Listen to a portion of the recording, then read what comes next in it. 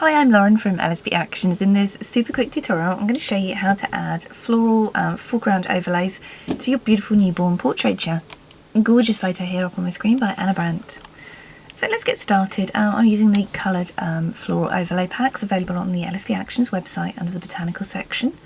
And I'm going to use the actions to apply these. You can just drag and drop them by hand, which is super simple. I just like using the actions because it creates a mask for me and saves editing time. So I'm going to click first, apply a floral framer, and open up your coloured downloads. And we're going to decide which ones to go for this pretty image.